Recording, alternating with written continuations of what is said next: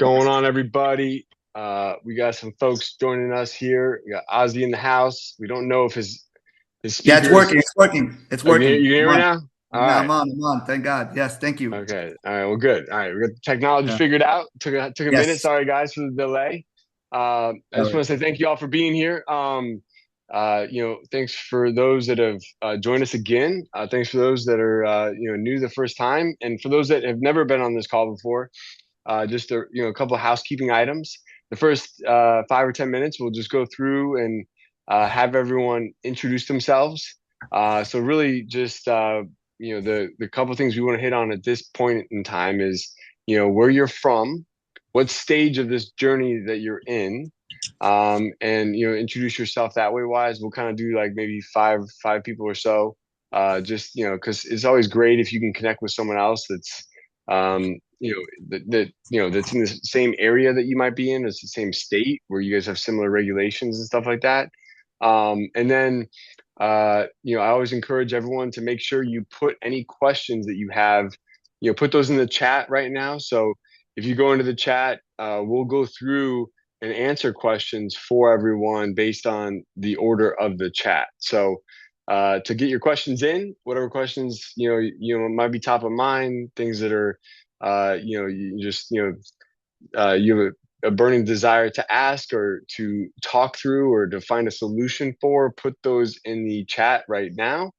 And it's funny because everyone's always slow to put their questions in, and then all of a sudden towards the end, everyone's like asking questions, and we don't always have time to finish. So I encourage everyone to do that now. But that being said, I'm gonna first have Ozzie introduce himself.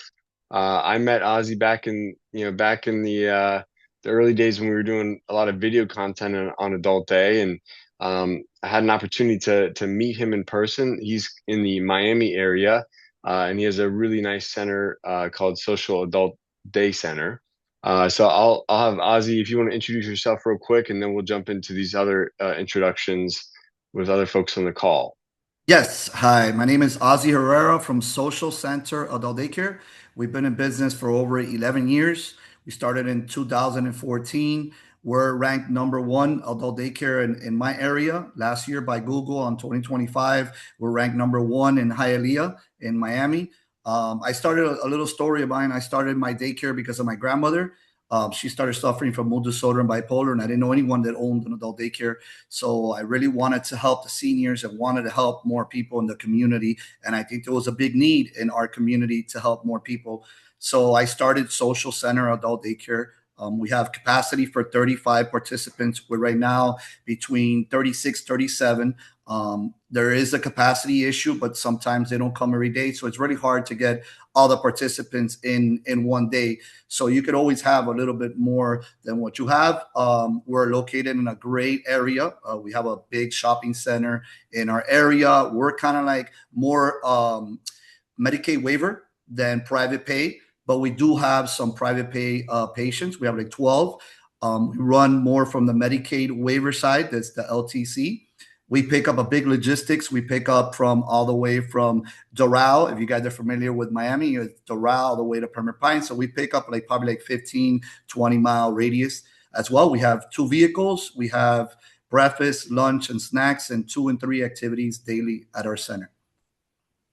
Thank you, Ozzie. And I always think it's great, because having different people's perspective. I mean, if anyone's followed my journey or you guys have joined this call, I mean, I always come and speak to you guys and answer questions through this lens of a private pay oriented center.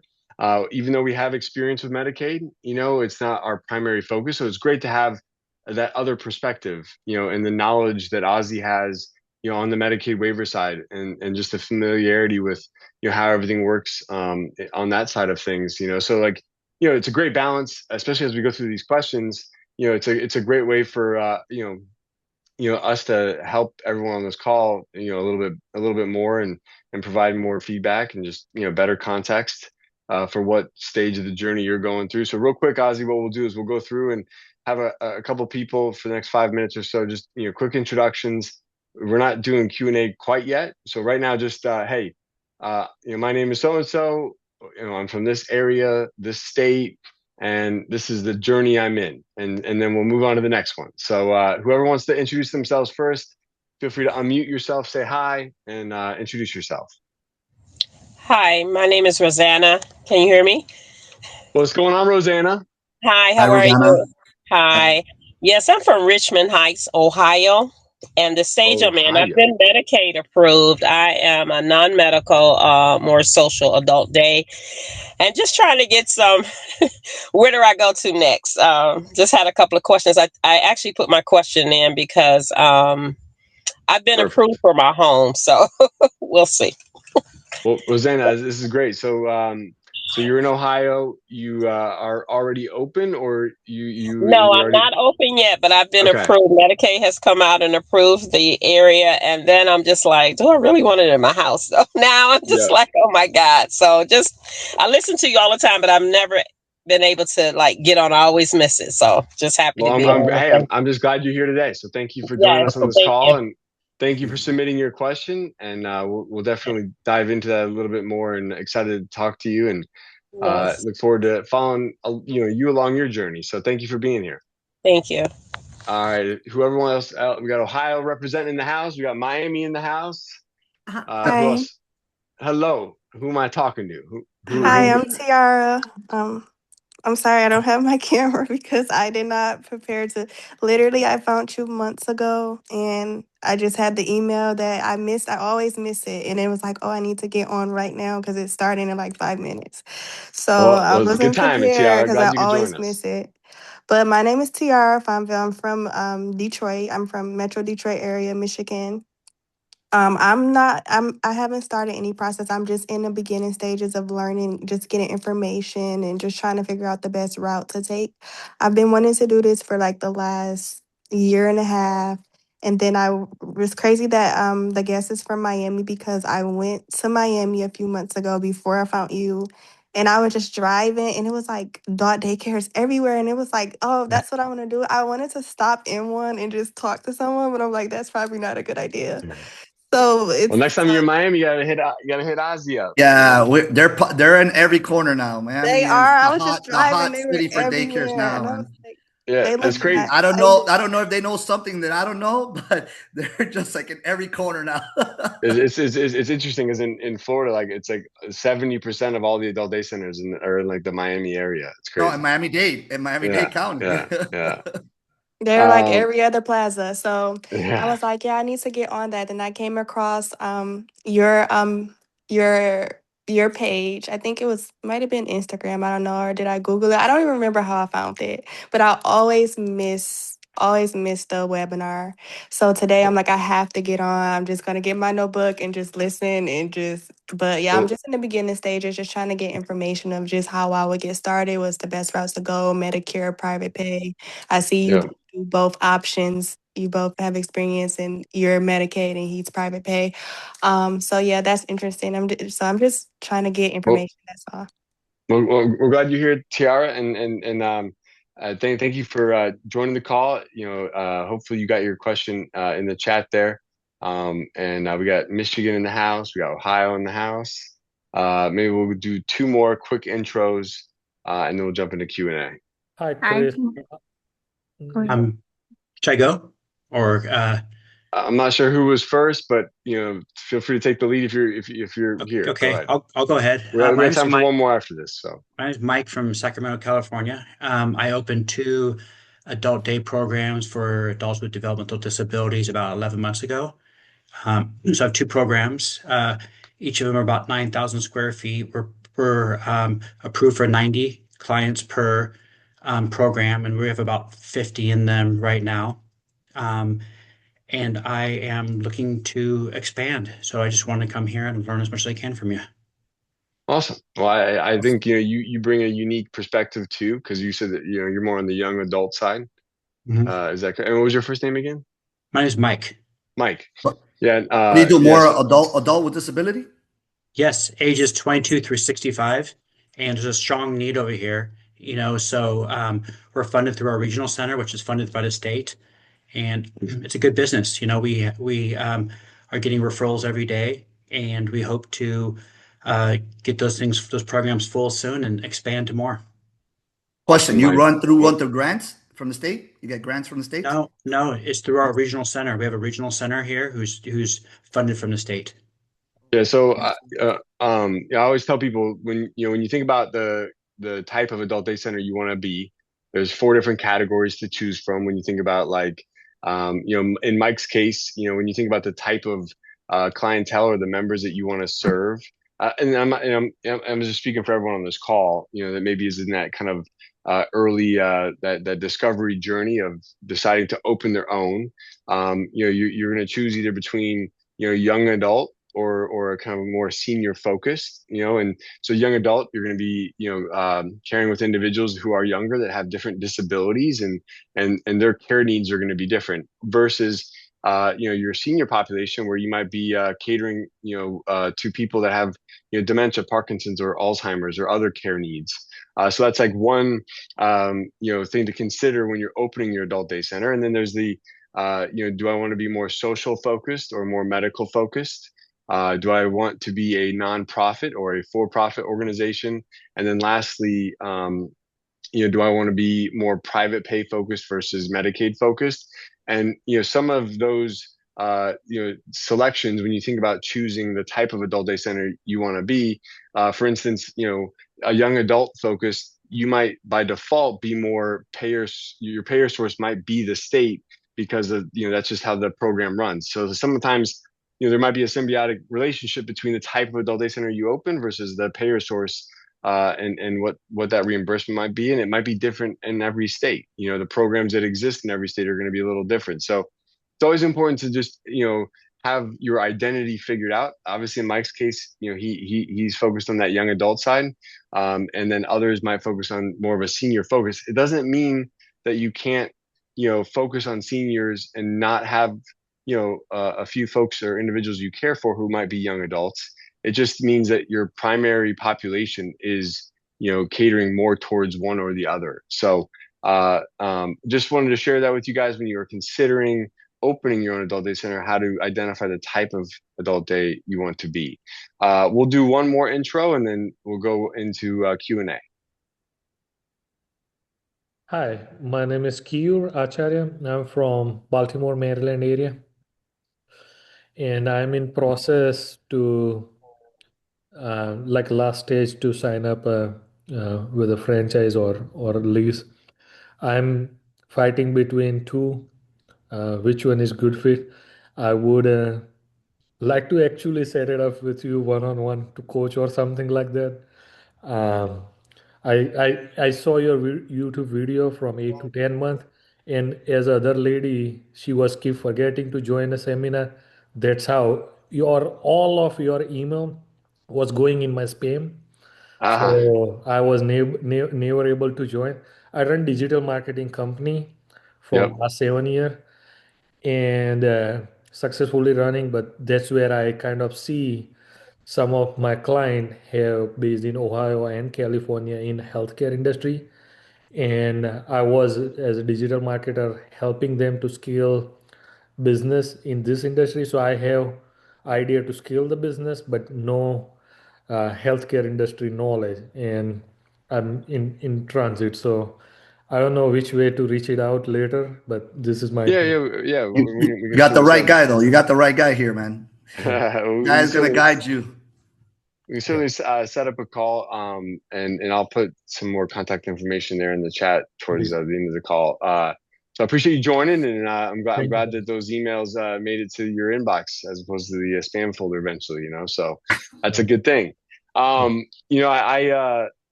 think it's interesting. We got Baltimore, Maryland, we got California, we got Ohio, we got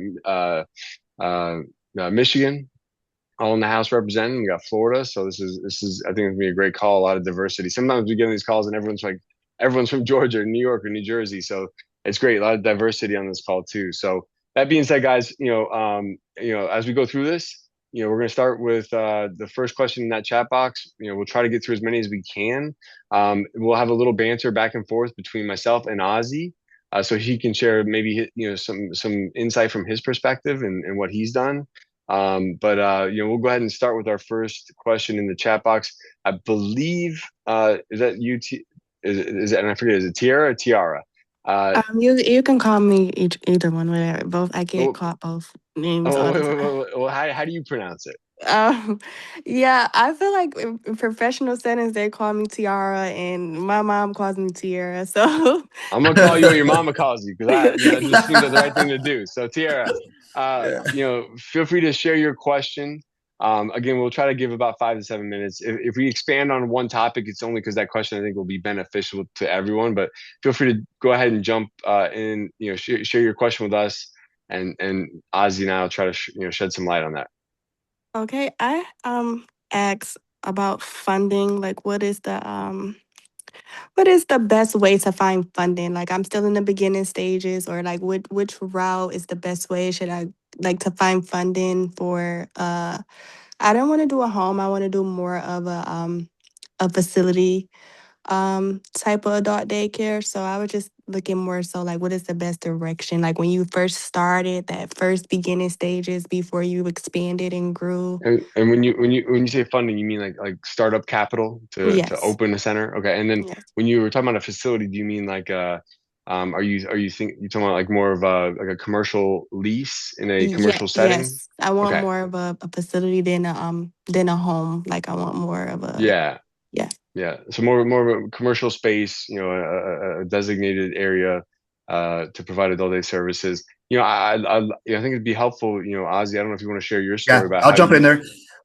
Yeah, so basically, I mean, if you're looking for a commercial space, you first have to go to zoning and find out to see if they allow an adult daycare there at that facility. And obviously, you could go different routes. You could go with the SBA loan, or you could fund it yourself. But over here in Florida, the square footage right now on the commercial, it's really expensive.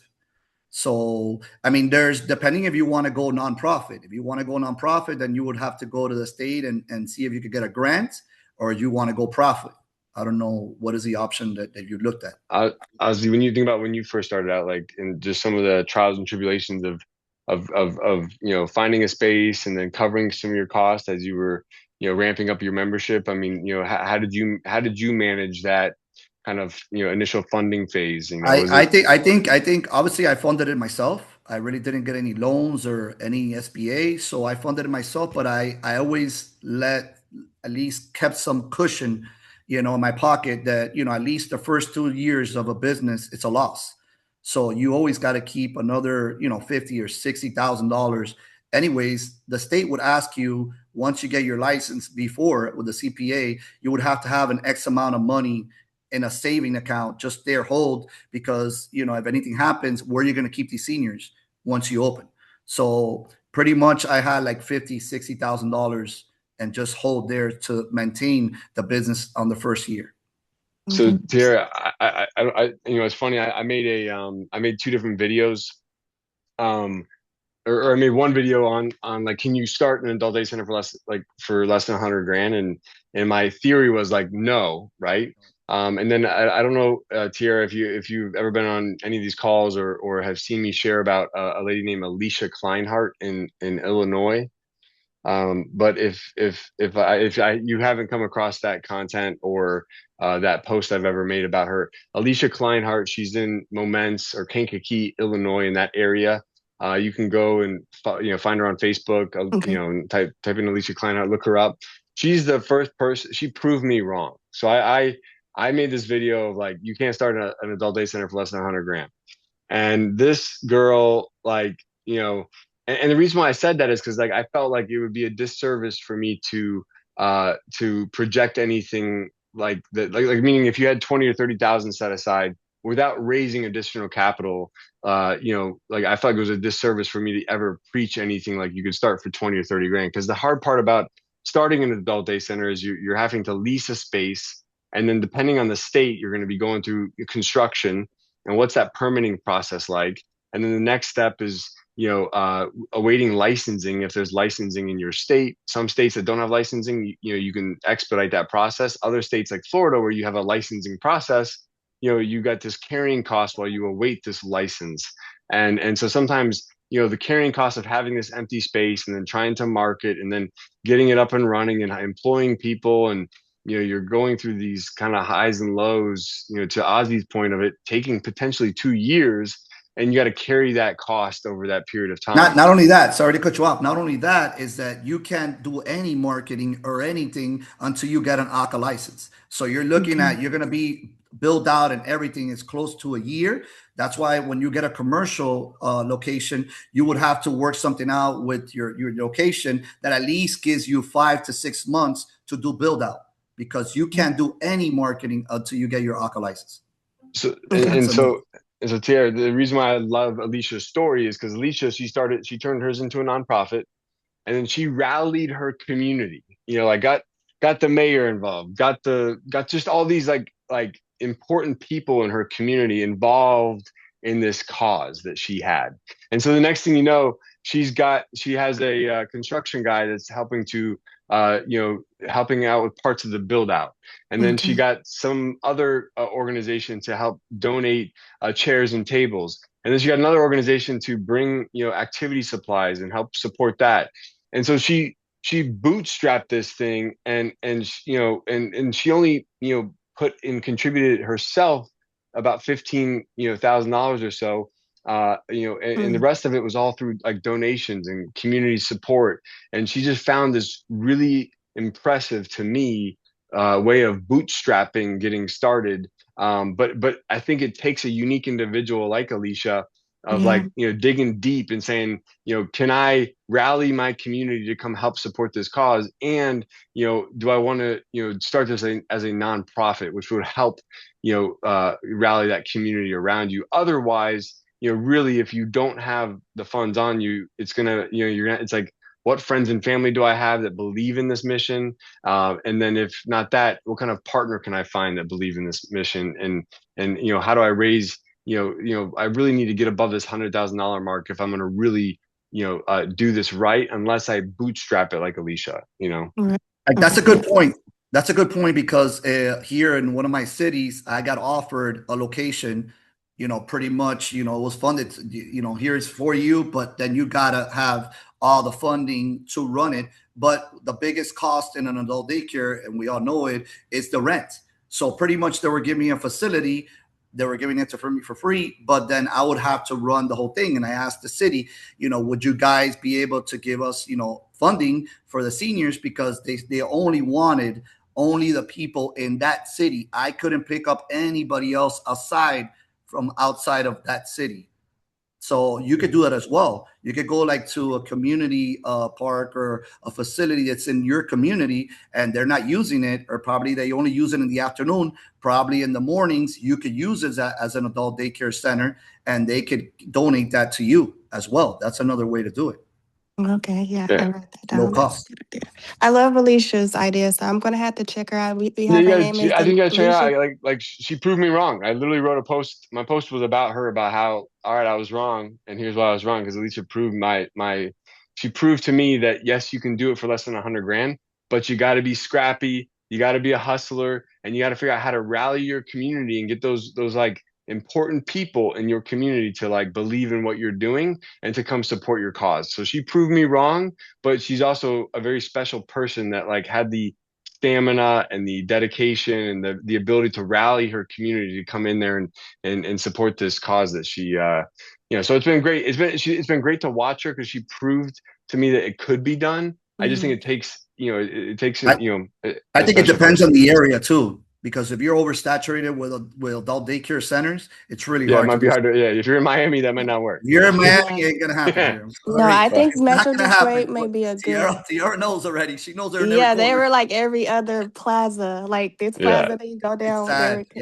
We had to pass a law, because I sit on the board of the Association of Adult Daycare of Florida, of FADSA, and we had to pass a law with the county mayors that they had to be at least 1,500 feet from each other, because we were getting them in the same shopping center, and then they were having confusion with where they're dropping off the participants. Is it in the corner adult daycare or the other adult daycare? And they were getting confused. So we're even having that as well with saturation of adult daycare. Well, Tara, I encourage you to go seek out Alicia, and maybe you said her name is Kleinhart. Alicia Kleinhart. Okay. Klein. I always put her on blast because she's the only story I It's a got. good story though. It's a good story. No, it's great. I've made the same mistake on social media. I do a lot of content on social media, and I tell them it takes more than $200,000 to open up an adult daycare in Miami. Yeah, yeah, Mm. and Easy. yeah, and Miami's a different beast. It is. It's a I, Shark I'm Tank. Tia, thank you for your question. I'm gonna move on, or I'm gonna bring up Kimberly. I believe Kimberly, are you on the call? Let's see, Hi, yes, Kimberly. I'm here. Hi. Hi, how are you? Hi, Kimberly. I'm How good. are How you? are you? Doing great. Feel free to share your question with all of us, and we'll dive Sure. And into it. now Ozzy said something that made me worry, but I'll ask that too. Yeah. Um, so I am starting a social adult day program, private pay, in a suburb of Buffalo, New York. Um, Okay.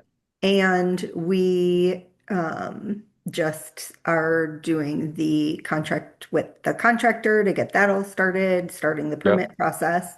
Um, it's going to be about 4,000 square feet, and we won't take more than 35 participants a day. Um, so my question's more along marketing um, Yeah. and getting members. I come from a background in assisted living, so I just left my administrator role there to work on this full time because it's getting close and becoming more real. Yeah. Um, Yeah. It's exciting. so um, there's a lot of different referral places out there. Oasis, a place for mom. They don't really do Yeah. Care they're more Patrol. Like. yes, Yeah. Yeah. yeah. And I have relationships with them from my like past 12 years in assisted living. Have you had success working with them? It's a different, I just don't know how it would work. Yeah. It's interesting because we familiar with the assisted living world, and just I'll speak through this private pay lens, Mhm. and then Ozzy, maybe he can share some insight if he has some Yes. experience there too. In when I think about the adult day private pay individual, you would think that every single person that calls a placement agency that doesn't need placement, you know, Mhm. would be a great referral for you. Yes. You would think that that is the case, and it probably is. But what I've learned is the hard part is it's hard for an adult day center to pay a commission or a placement fee Right. that has enough meat on it, like it would for like say assisted living, Exactly. to really get the buy-in of the care advisors, Hmm. where they're actually bringing that family on a tour, coming Hmm. through your location, and really pouring into it. Unless you have a special care advisor that just is in it for all the right reasons, which a lot of them are. And I But have a couple like that. So yeah, I'll and, definitely, they're very excited. We've worked a lot together. So, and I think that's great because you might already have that relationship, and they've been working with you on the maybe the assisted living side, and and it's mhm, exciting because they're cheering you on right. as a colleague for you taking on this endeavor, right? Hmm. So I think those will be your best advocates in that space. But what I will say is, in our experience, the lack of referrals from placement agencies had shocked me, and we've done a lot of work to try and see like how do we combat that. Right. And I think the hard part is like we can't really offer more than $500 to Right. 1,000 would be high for a Yeah. placement fee, especially if we don't control like it's a thousand Everything. if they stay for X number, or if they have X number of visits, right? Like Exactly. it still Right. has to be somewhat profitable, or there's got to be some Hmm. margin in there for it to make sense. And so I Yes. think the hard part is that imbalance sometimes of like how much time is the care advisor or that organization putting into those all those leads that maybe are not ready for placement today but could Hmm. use your service. Right. So that's been my experience. Education and awareness, the That's lack going of to it be is huge getting out there and doing the education piece because There, there's not a lot. It's not like Miami where there's two in one plaza. That's crazy to me. right. There's a few, maybe three, not-for-profit places. We're, I think, going to be the first private pay center in the area. So it's a newer thing that's happening here. And that's Um, our biggest problem we face is the lack of awareness. Like when I say mhm. we, I mean like through the private pay lens, is because Yes, 80% of all the adult day centers across the entire country are all Medicaid focused. They're yes, nonprofit Medicaid focused. There's a right. payer source that's their Mhm. primary funding stream, where private pay adult day is almost non-existent in most places. Right. So you're like having to like Yes. create this awareness. But I'd love Ozzie if you want to share maybe Yeah, your take. I didn't know that. Place for Mom, I also do senior placement. I have a senior placement company as well because in 2019, when the pandemic, we were closed for 7 months, and I said I want to help my participant and put them in the right places. So I opened up a senior placement company, but we don't get any referrals from a Place for Mom or anybody that sends us participants as far as that, because we run more from, like you said, Medicaid waiver. So Mm, we do have private pay, but majority, probably 80%, is Medicaid waiver MCOs in our area. So we don't get referrals from that. And like you said, how much can we really give a referral service to someone? And obviously it's illegal if that person is approved and now you're giving them money of the money that you're billing. That's illegal. That's a kickback. So in Miami, it's very, very touchy. In Region 11 that we're in, there's a lot of fraud going on. So in my side, I don't get any referrals from any of these sites. I don't. And then, like you said, there's no money that you could really pay. There's not much margin that I could charge because I'm right. not big on private pay than like I am on the MCO Medicaid waiver side. Hmm. Yeah, and I hope and, that and helped Kimberly, you. What is it that you said that I said So, that? yeah, I was just going to ask. You Okay, said that you can't do any marketing until you have an OC license. What yeah, is that? yeah. What? So that that's is Florida. the It's Florida specific, Okay, that's correct. not, I Mexico. don't have to worry about that. Yeah, Okay. that's Well, Florida. Like us, we can, until we don't get that ACA number. Like you can't put any wrapping outside. You can't do any Okay. flyers or any marketing at all. You can do word of mouth. I mean, my advice, what I do, and I bet you you're doing it perfectly. If I could do it all over again, I would try to get as much participants that you can before you open, so you already have them ready there, like in the Right. bullpen, ready to go, because it's going to take a little while to get started. But Yes. you already have a feeder, like you said, you're already worked in a facility. You have leads coming in, feeders from everywhere, and like you said, you're not oversaturated. Like I'm in a Shark Tank.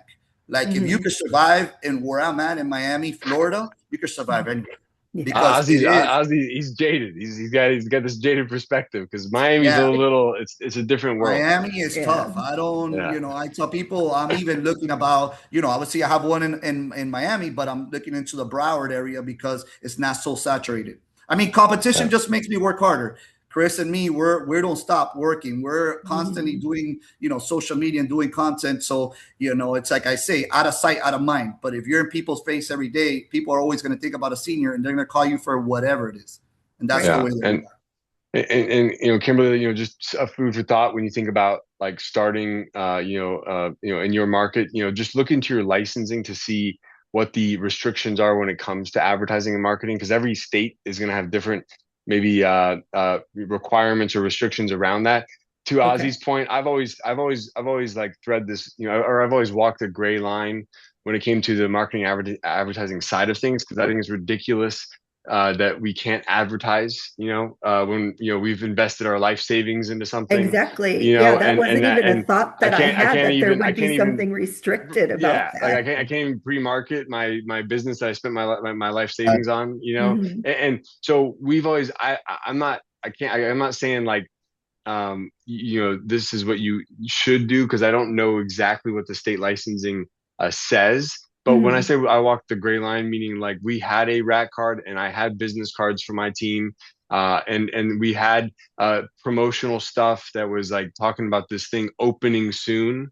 It was Okay. very clear on everything I had that it was opening soon, Right. and to learn about this and to call this number, and that we were going to be giving away this free care giveaway. We did a free year of care for one Wow. lucky person, Okay. and that allowed us to build a pipeline of people interested in our services. Okay. Now, I think we had 120 people apply for the free year of care. The reason why I like that promotion pre-opening is because you're attracting the right audience. Like the only people that are gonna actually go through the paperwork process of filling that out are people that are, Right. They need looking it. for care for their loved Yeah. one. The And hard part is, I like that. I like that. Look, well, my consultant, she was like, you can't do anything. You can't. And I come from the marketing world, Kris. I come from the yeah, marketing, yeah. and I was like, oh, why can I do that? I could start getting people. And, obviously I had a couple of people word of mouth, but she told me you can't do anything. But probably that's a different strategy that you could use nowadays that probably you're allowed Well, to do too. and the reason why I say it's a gray area, Kim, is like I Hmm. don't know if what I did was, it didn't say I couldn't put a flyer out that said Right. opening soon. Mine, everything was like opening soon, coming Yeah, soon. yeah, yeah. Everything Had was to like, be very it's not bright. here. I I'm think I not think it was saying, more.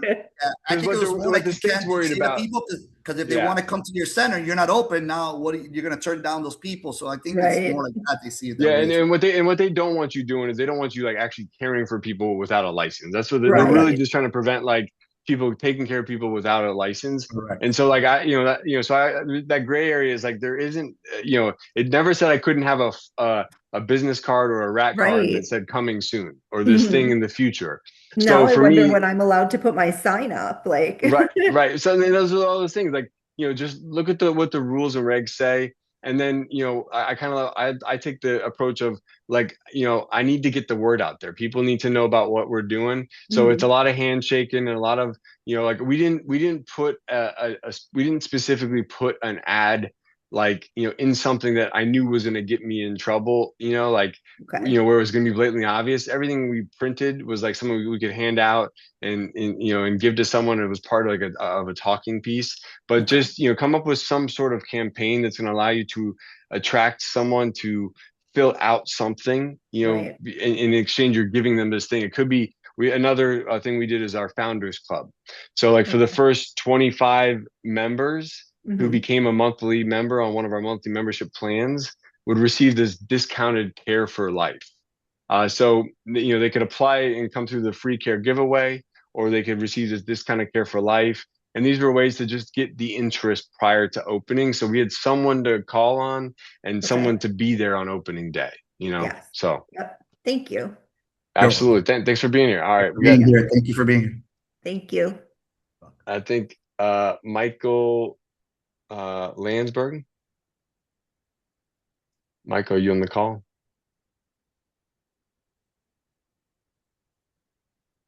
Just double checking. I don't know if he's on still. Okay, we got Rosanna. See if Rosanna's still on the call. Rosanna. And did we lose Rosanna too? All right. I guess we lost Rosanna. All right. Now we got Janie. Janie, are you there? Yes, I am still here. All Um, right, Janie. All right. What's I'm going on? gonna tell you a little bit about where I'm at, but I want to Yep. change my question because I feel like we've Sure. already done the marketing stuff. So I am a semi-retired nurse after 41 years of service. Well, Um, you survived. For your Congratulations. service. Yeah. yeah, and it was awesome. And I recently have been working part-time in an adult day center in my town. I live in DeKalb, Illinois, which is west of Chicago. It's a college town of about 40,000 people. And we are under the umbrella of another slightly bigger town, and the umbrella has decided to close our office. So I want to. I have such a heart for this age group, and I really love interacting with older adults. So I want to step J- back and ask, how do I assess the needs of the community? If someone else is saying, you know what, you guys are not able to bring in enough clients, how do I know if there are clients out there? I mean, I have this Janie, love for do, it, but do you have a partner that you or a someone else that you work with? I'm trying to think if she was on this call last month. yes, Ruth would. Ruth. Okay. Yeah, Because if I remember correctly, just for some context, there's two locations, right? yes, Is it, and the main one is like deciding to shut down the other one, right? yes, Okay. And the one that you're at is the one that's like the one they're closing? Yes. Okay, gotcha. Yeah, I think like one of the things that I've always there's one particular video I have on my YouTube channel which talks about demographics, and the size of a location you would want to open depending on what the density of the population is over the age of 65, and it goes into kind of specific, like, if you were within this range of the number of people over the age of 65 and this range, an approximate size center that would make sense for the population that you could serve in that area. And so that video could be helpful, to figure out, taking that video and being able to compare it against maybe some realtor stats of maybe just take your location there and have a realtor run it. Most realtors can run a quick demographic analysis of that address and help provide some of those demographic data points for you. And this would just be kind of like a high level, rough overview of like your 65 and up age range if you're catering towards your senior population. And that could be a good way to just flush out, take that information, compare it to the info in that video, and see if like, how like is the market, if the market's there, great. Like you're like, oh yeah, there's plenty of people here for this size of space. And really maybe it was a lack of awareness or attention on that market for, getting the word out there, or you'll look at it and be like, yeah, this is a very, rural area, maybe low density, maybe this size space just does not quite work, or we'll have limitations of our average daily census, based on the number of people in our community. Yeah, that's very helpful. Florida's kind of easy because I feel like as long as you're in like a major city, you're good.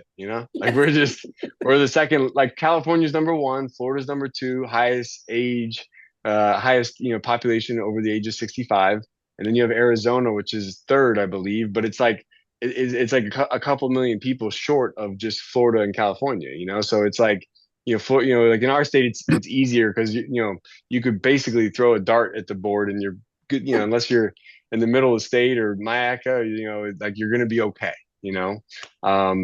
We take that into consideration a lot when I think about the size of space we opened in Sarasota, and I look at our size space in Port Charlotte, like those markets, like, our Sarasota location size, it wouldn't work in Port Charlotte, which is our first location. So our first location's around 3,500 square feet. This new one we have is 8,500 square feet. But the density is about triple in Sarasota compared to Port Charlotte. So we could never really truly operate an 8,500 square foot center in our other market that I'm in. So it does make a difference. That plays a role. I don't know, Ozzie, if you have any specific numbers or from FADZA or maybe other centers or. You're saying by capacity, like, yeah, just like how do I figure out if the market, so age. I mean, we do the same thing. We do the same thing. Like you said, a realtor will find out. I mean, you check your area, what you're looking for. If you're looking more Medicaid, then you got to look in your area to see, if there's more Medicaid patients or if it's more private pay. Like pretty much my area is all Medicaid patients. So you're going to get all Medicaid waiver. But like you go up to like Broward, it's another area and it's more private pay. And then it's not so saturated. That's another thing. You go up to Broward and you don't have them in every corner. They're more spread out. You have probably like in this area, Broward, you have probably like 10 to 12, if that, spread out. So it's more of a place that you could fill it up a lot quicker than if you fill it up in my area, like I said. So you got to see the square footage on what you want as well. I mean, my location is like yours in Port Charlotte. I'm on 2,000 and something square feet. I think probably you're like a 40 participants, 45? Yeah, 35 to 45. Yeah. Yeah, like me. So I'm in the same boat as you. So you got to see, the population, like you said, in that area, and you have to see everything around you. I have mine in a supermarket shopping center and a pharmacy across. So it's a lot of movement there, that there's a lot of elderly people going to these supermarkets and families. That's why I put it there as well. There's more traffic. And one of the things too that Ozzie made a point on it, when you think about that population density of your Medicaid individuals, not all realtors can pull this particular data set. And maybe they can if they understand how to pull the demographic data well, Janie. But it would be the percentage of duly enrolled on Medicaid. Because if they're duly enrolled, meaning they're on Medicare and Medicaid, that's going to give you a better understanding of the number of people age 65 and up who are on both Medicaid and Medicare. And if that number is higher than, say, 25%, then there's a good chance that your market is going to probably skew more towards a Medicaid market, and that could be another contributing factor. Because then, because for instance, like if we were to open a private pay adult day center like right next to Ozzie, it may not make we may suffer having this private pay center in that area, because that area really doesn't support a private pay style adult day center. It's really maybe in a area of town where the demographics really can support mainly a Medicaid focused adult day center. So that could be another. My area is all, low income, middle income, and you can see it when they do all that rendering. They show you that this household only makes 65,000 a year, or only brings in, let's say, 80,000 a year, or only brings in 40,000, and that's where you see what type of clients are you going to have as well in those markets. Like and for some context, like in our let me see if I can pull it up. But in our Sarasota market, I know when we looked at the population density, like a 5 mile ring, around the area, there was like I think there was right at like 60 something thousand people over the age of 65, and then incomes are like closer to 100,000. So you think about the density of the population of seniors age 65 and up in a 5 or 10 mile ring, plus a higher income ratio. Like it all speaks to the being a private pay focused area. Plus our Medicaid or dual enrollment percentages are closer to 18%. So we're kind of like below that 25% threshold. So again, which helps you provide some understanding for like, oh, this is really more of a private pay focused area. There's plenty of senior density, and it's not as it's got a lower Medicaid percentage, and so like that makes sense for a private pay adult day center. But if you're looking at a market and it's like average incomes are 25 to 30,000, Medicaid population densities over 25%, and maybe your age 65 and up between that 5 and 10 mile radius is closer to like say 10,000 people, then you might have to think, okay, all right, now it's just maybe a smaller center, more Medicaid focused, something like that. So that one video I was trying to look for it while Ozzie was talking, but it's like it has something. It's like a location and understanding the size of your location, and it's on my YouTube channel, which will break down that kind of chart of density of population equals a general estimate for size of space. Great. Awesome. Thank you so much, guys. You're welcome. All right, Janie. Thanks for joining us. All right. Kim, I think it's a great question. You snuck another question in the chat. So.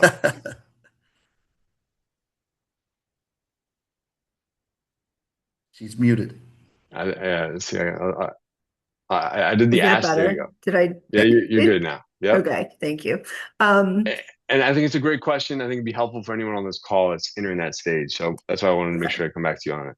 Okay.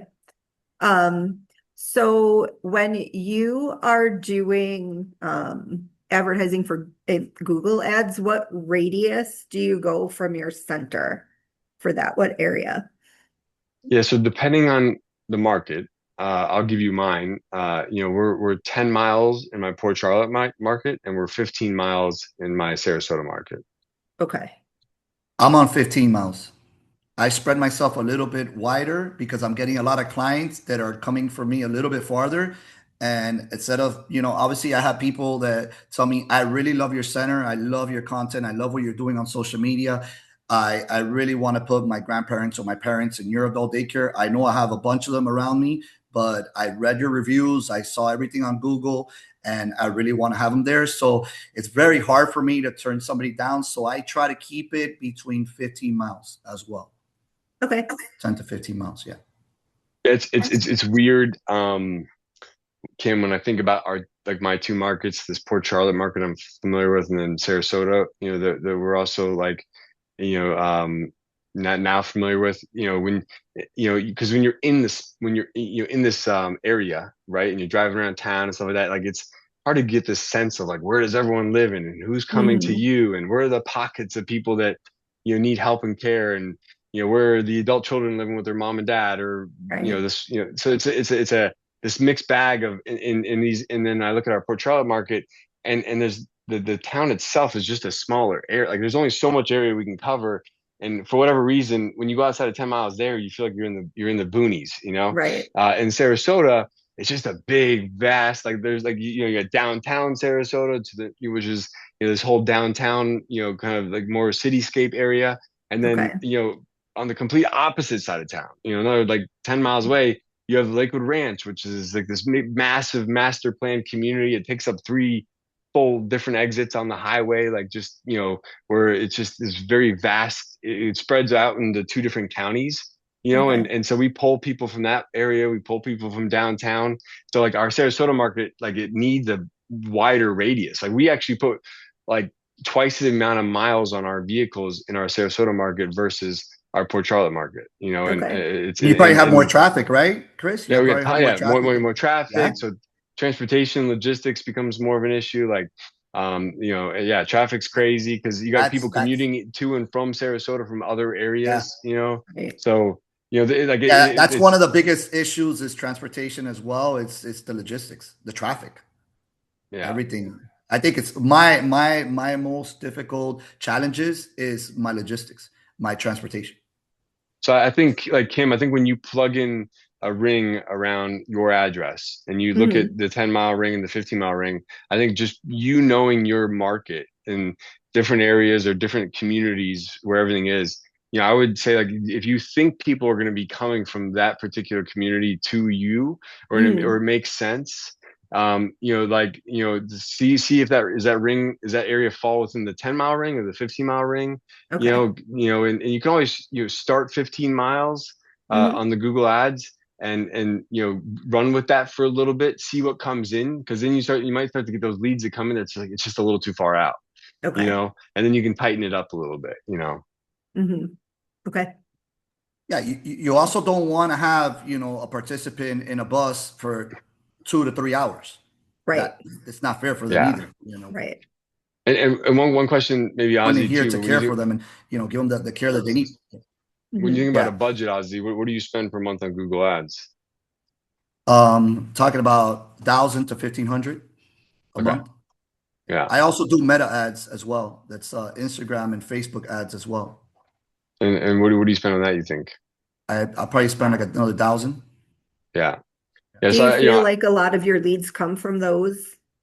I think majority of my leads come from Google. SEO and SEM, probably Google, word of mouth. I don't stop. I'm in a lot of networking and. Yeah, and Ozzie probably has, Kim, a lot of his leads. He probably has more, like, outside of the Google leads, more of his leads might come from case managers or social workers that are part of these, and they're always going to see the families that were with you and the families that are with you now. Yeah, and Kim, I know for us too, like about 50% of our leads come through Google. Okay. And then the remaining 50% is all the other work that we're doing, knocking on doors, education, lunch and learns, case conferences, Medicare home health companies, all that stuff. Like we're just, constantly like, for us, probably our biggest outside of Google ads, our second largest referral source for private pay adult day for us has been neurologists. Okay. So, getting in with our neurologists, specifically those that focus on the geriatric population, whether it's Parkinson's or Alzheimer's dementia. Okay. Who's another good partners that I partner up with? The rehab centers around. Because once somebody falls and then they can't be by themselves, so the case managers, the social workers from the rehabs, they call me. I have found, and I know a lot of the social workers and discharge planners, I have found that a lot of them, because they're so busy, have gone to giving all of their people that they need to find placement for to Oasis or Care Patrol or one of those programs. So when they could call me directly, I was getting calls like from people that were at rehab from Oasis instead of the social worker calling directly. Just getting a relationship, having a good relationship. And like I Yeah. say, out of sight, out of mind, you got to Yeah. go at least once a month because they get people in and out all the time and giving them flyers and leaving stuff. So I just try to, and then obviously I have a texting, like a SEM texting program that I have. So I Okay. pretty much almost every week just sending them, hey, hi, hope you have a great weekend. We're here from Social Center Adult Daycare. If you need any help or we're here to help. So it's just constantly staying on their mind. Okay. Always. Right. That's another So referral. they call me first. And it's and Call me it's first. Yeah. Yeah. Yeah. But you and, got a and good it's relationship with them, so that's good. and Yeah. it's teaching them why adult day is like different. And like 'cause the hard part is, Right. the hardest part Katie. I found on the private pay side is getting a social worker, case manager, or discharge planner to refer to you. And until they have a feedback loop of they made the referral, you took care of that individual, a Hmm. massive difference was made in their life, and the confirmation came from the family of the changes that were happening, maybe Hmm. along with some support photos and videos of this person transforming from Right. where they were in rehab. Until that Right. feedback loop is complete, Hmm. you'll go in there and drop off stuff and build relationships, but they won't identify Hmm. these great referrals for you until they start to understand that you do care for that wide range of individuals that are looking for socialization, to maybe Hmm. individuals that are more advanced Alzheimer's or dementia care needs. I mean, 60% of our members have uh, dementia, Alzheimer's, Parkinson's. There's an underlying reason why they need our services and why families are willing to pay Right. for it. Right. And these social workers have all these different impressions in their mind, and it's a Yeah. lot easier for them to send a private pay referral to a placement agency and let them Hmm. deal with it, and it's their problem, get it off their hands. Whereas Ozzy, it's less likely that a social worker is going to send a Medicaid maybe referral to a placement agency, because the placement agency is going to get a little frustrated after a while, Right. because Yeah, so what they happens don't. with us too, that's a good point that you touched, is that we deal with case managers and social workers through the MCO side because we deal with the Medicaid waiver, not private pay. So a lot of these case managers and social workers, they rather refer it to me, and they know that that participant is going to be taken care of. So they don't have that participant jumping back and forth, and it's more paperwork for them. Right. So I get a lot of leads from that, and they just keep on referring me without nothing. There's a lot of people. No, you have all these people in your pocket. I treat them well. I give them the care and the love that their participants and their clients need. So they're going to keep on referring you because at the end of the day, you're giving them less work. Because if Hmm. they put them in an adult daycare and that adult daycare is not giving them attention, the food is not good, the activities are not well. Now she's got to switch her to another adult daycare, start more paperwork, more stuff, and the family is going to be on top of her and say, "You recommended me this adult daycare." Well, they supposed to do a case manager so they say, I have a participant in social center adult daycare and is super happy there, I know the owner. Oh, then yeah, let me know that place. And then that's how they get those relationships.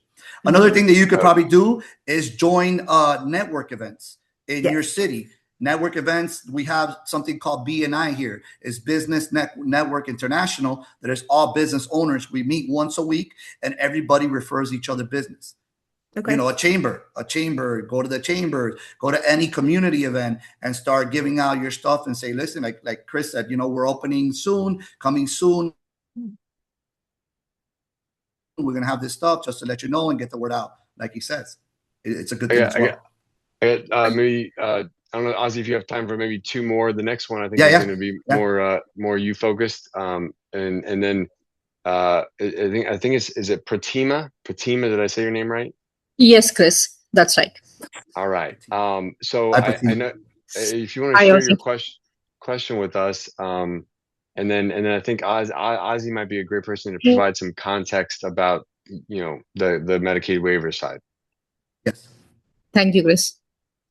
So basically, I'm in the initial stages, basically, Ozzie. So I'm just looking at. I'm in Pennsylvania, in Philadelphia suburbs.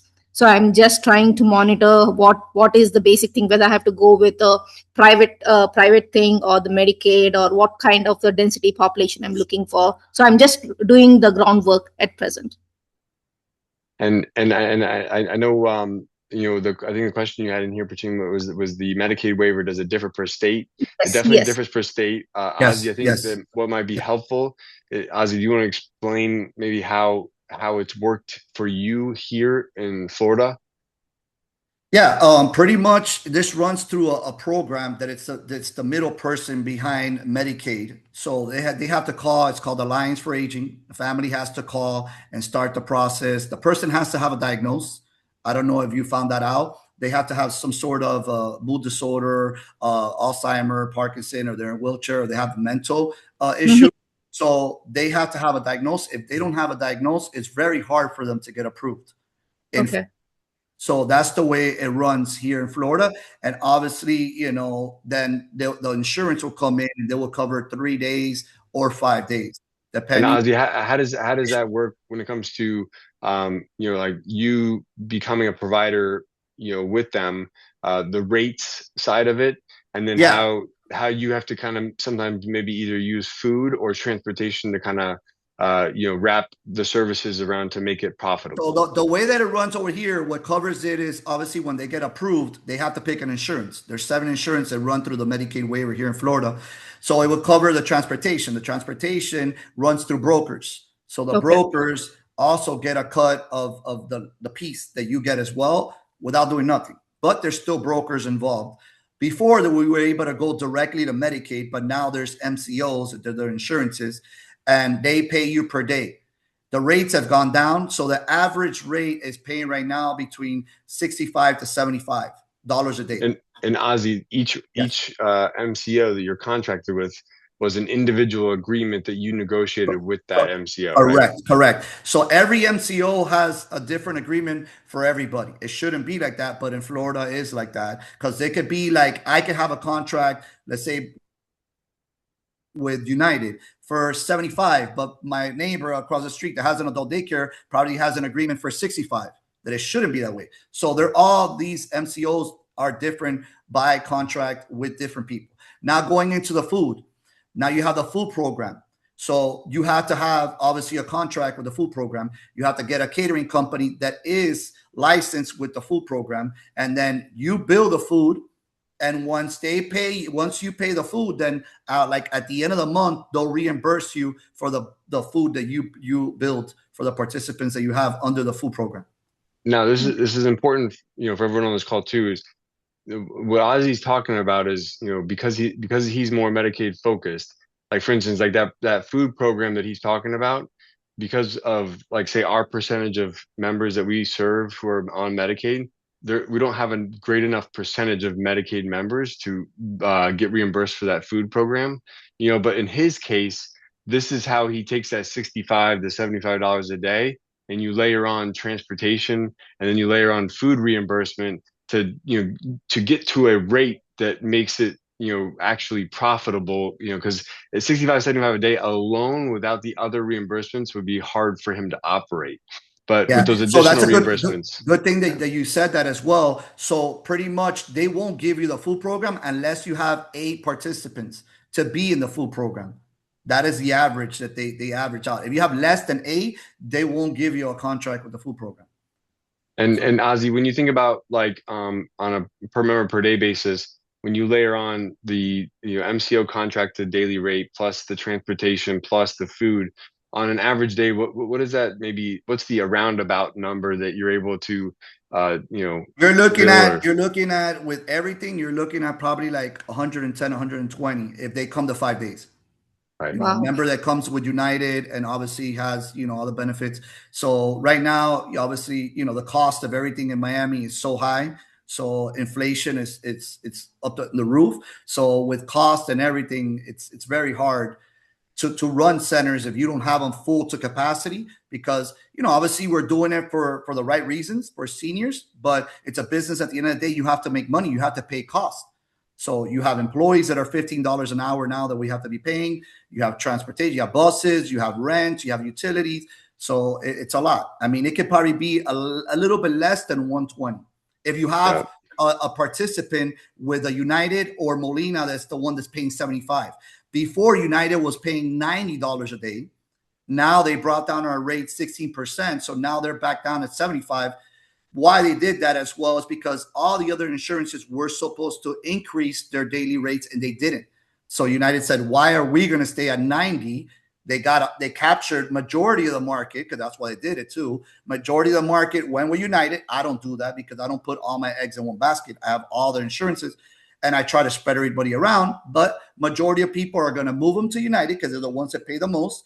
And now United brought down their rates. They're still the highest paid, but now they just lowered everything because nobody else raised their rates as well. So when you're looking, so for everyone on the call too, and we'll go on to maybe one more question if everyone, I know we're running late, but the thing is, the couple of things to take into consideration is in Florida, we have MCOs. MCOs, basically are the insurance company in between the state Medicaid fund and you as the provider.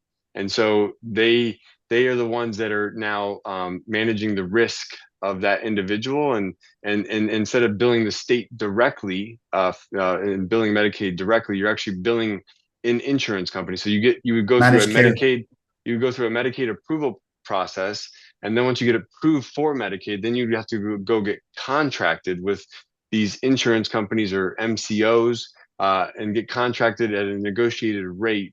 Would be the second step, and then you might have multiple insurance companies to get contracted and credentialed with. Other states you go to might have fewer insurance companies or fewer MCOs. Other states may not have any MCOs, and you bill the state directly. Other states might have different oversight from the state as to like maybe minimums that insurance companies would have to pay.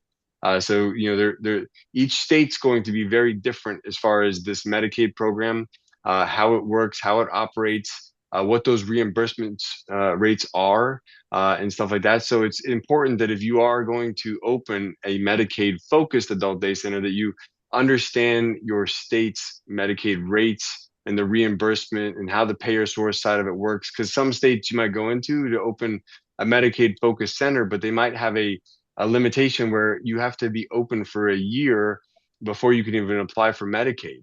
And so these are just these nuances. Because it's a Medicaid program, it's a state specific program. Every state's going to be different. Some states are going to be, Now another point on that you touched, also the insurance, so MCOs, sometimes they won't even give you a contract if you don't have one member with them.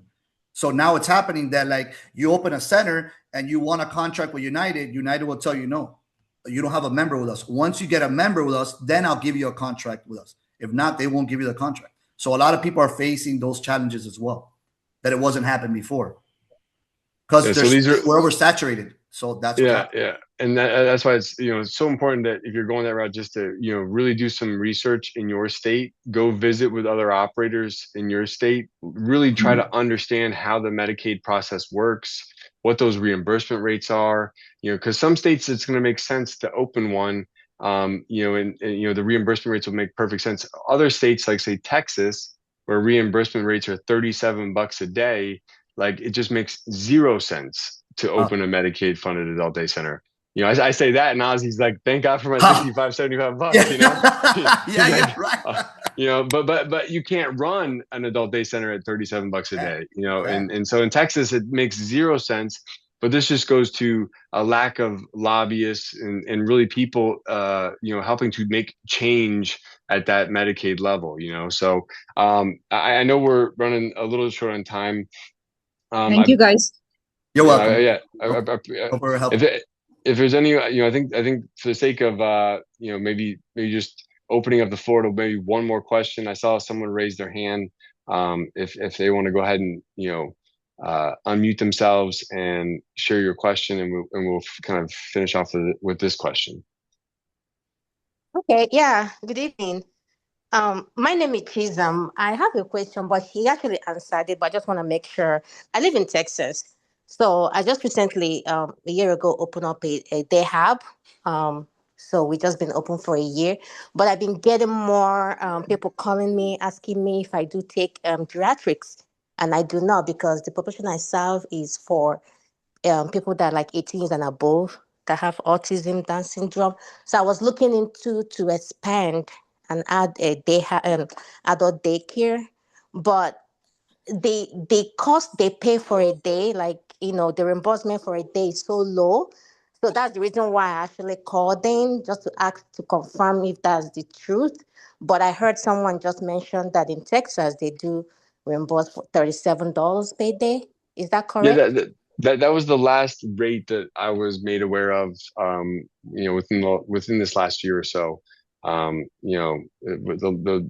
I spoke to on a call recently, they were in Texas. I've always known Texas to be a low reimbursement Mhm. state. And on that last call, that person said that the rate was $37 for the day for the adult day for the geriatric, the Yeah. more of that senior focused adult day center.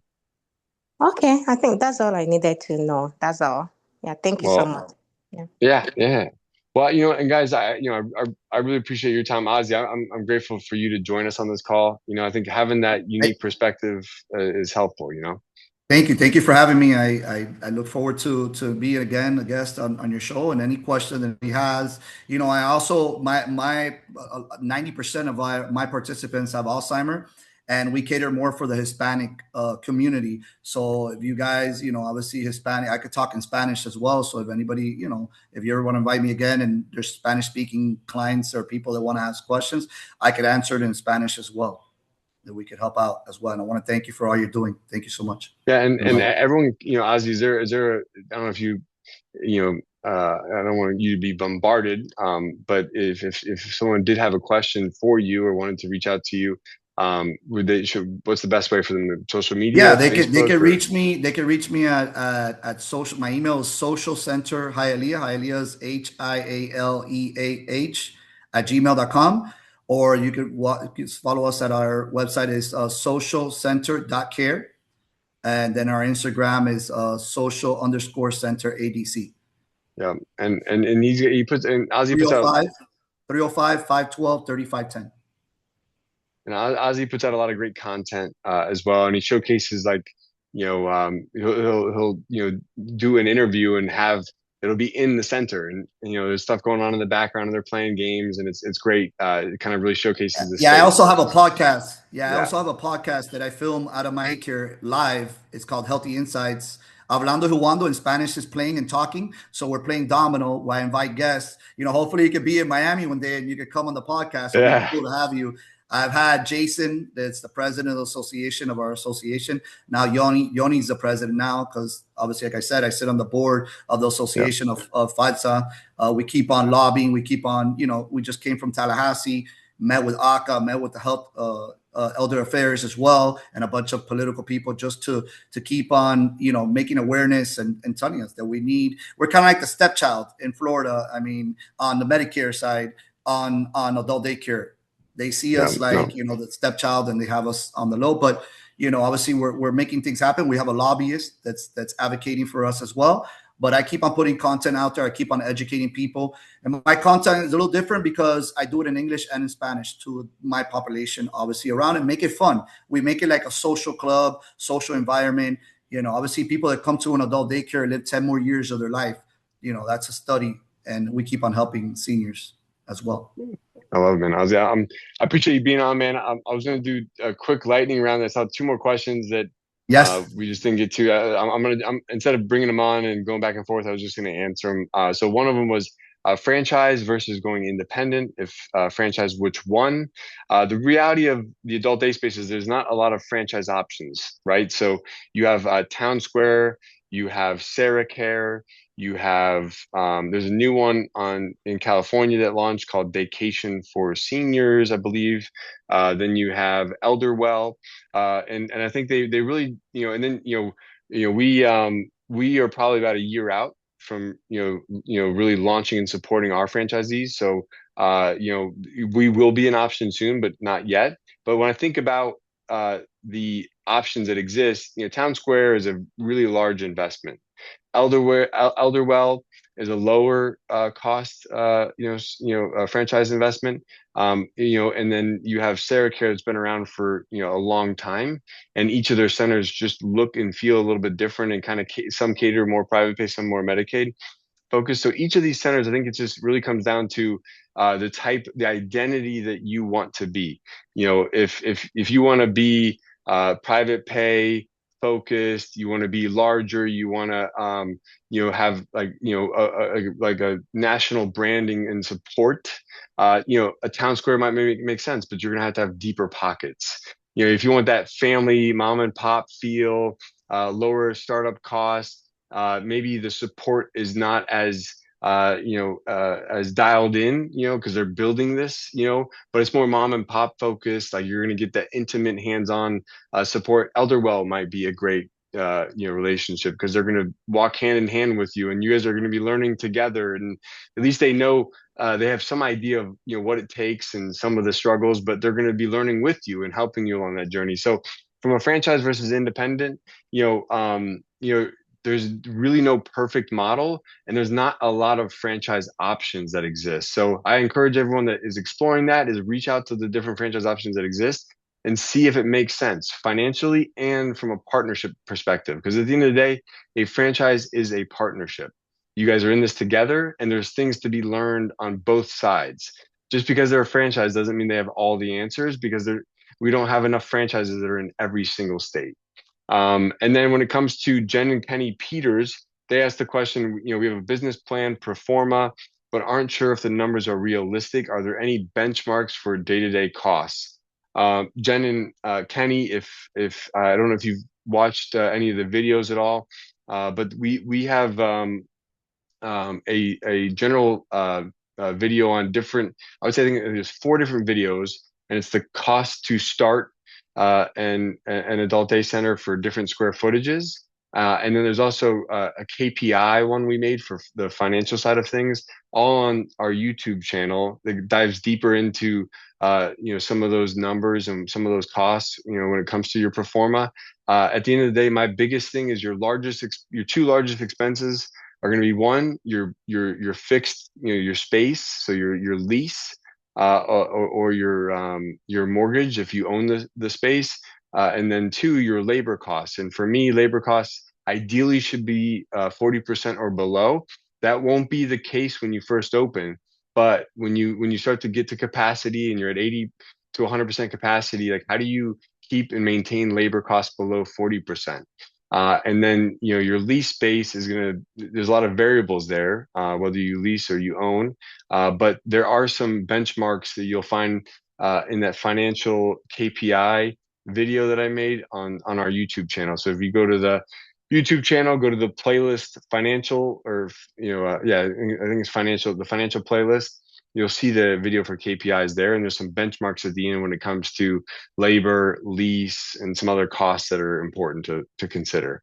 So that's all I got for this one, guys. Appreciate y'all joining. That's a lot of great questions, a lot of variety. So this was fantastic, and I look forward to seeing everybody in April. Ozzie, super grateful that you reached out. Thank you for everyone for being on this call. Look forward to seeing everyone and following everyone along in their journey. And we'll see you guys on the next one here in April. Thank you, guys. Have a good night. Thank you, Chris. All right, Ozzie. Thank you, buddy. Talk to you soon. Thank you, boss. See you guys. Thank you.